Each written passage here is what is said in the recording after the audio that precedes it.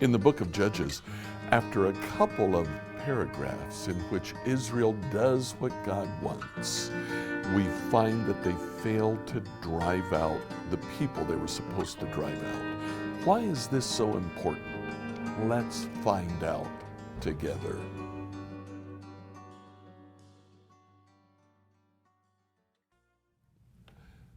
In Judges chapter 1, beginning in verse 19, we have the story of several different other tribes.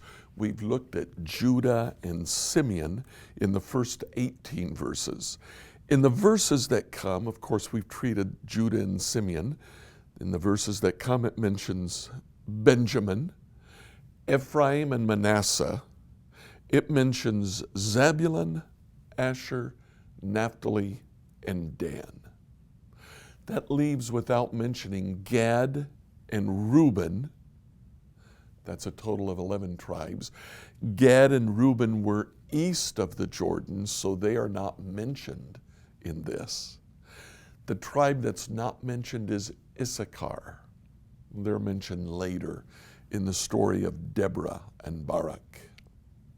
So in chapter 1, verse 19, the repetition that we get time and again, verse 19, the Lord was with the people of Judah and they took possession of the hill country, but they failed to drive out the people living in the plains.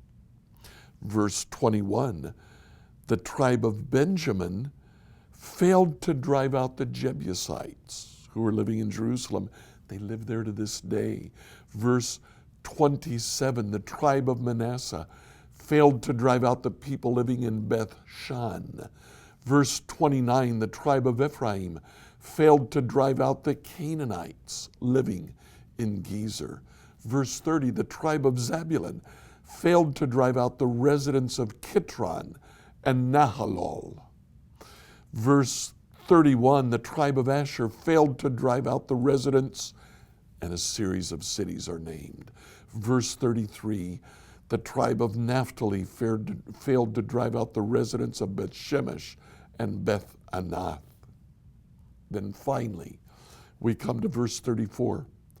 As for the tribe of Dan, the Amorites forced them back into the hill country, would not let them come down into the plains. Not only did they fail to drive out the people living in their allotted territory, they were not able to move into that territory at all. Now the question is, why is this important? In Joshua, the very end of the book of Joshua, chapter 23, beginning in verse 5, Joshua says, "This land will be yours, for the Lord your God will himself drive out all the people living there now.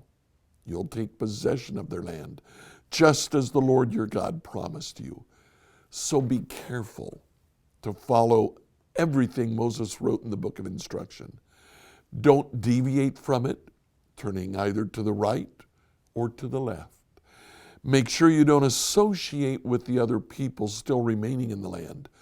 Don't even mention the names of their gods, much less swear by them or serve them or worship them. Rather, cling tightly to the Lord your God as you have done until now."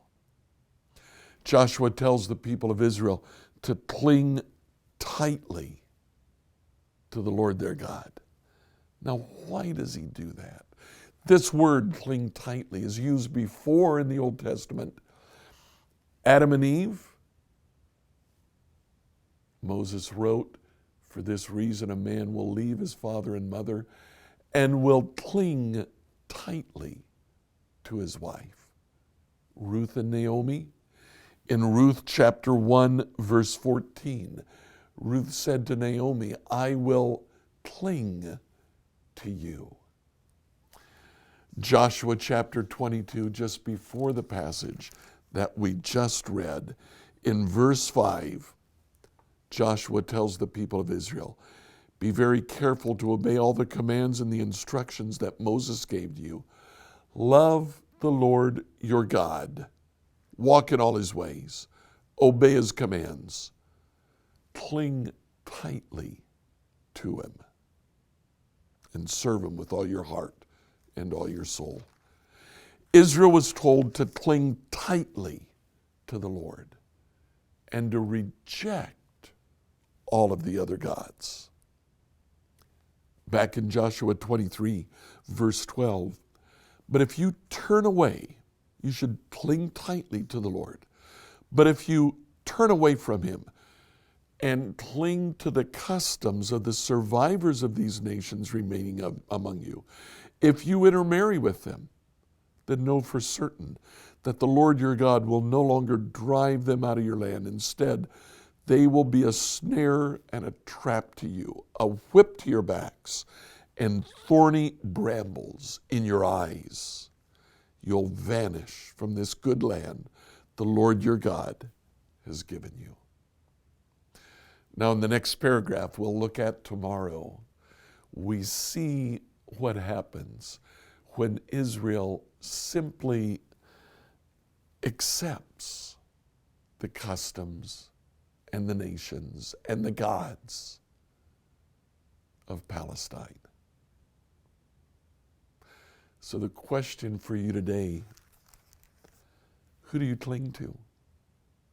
Joshua told Israel, cling tightly to the Lord your God. We need to do the same. Cling tightly to Jesus. We need him, and he is there for us. Be sure to click like or subscribe on the program you used to listen to this devotional. If you have any questions or comments, email me at randy@becomehope.com. I look forward to studying together with you tomorrow. Let's find out together.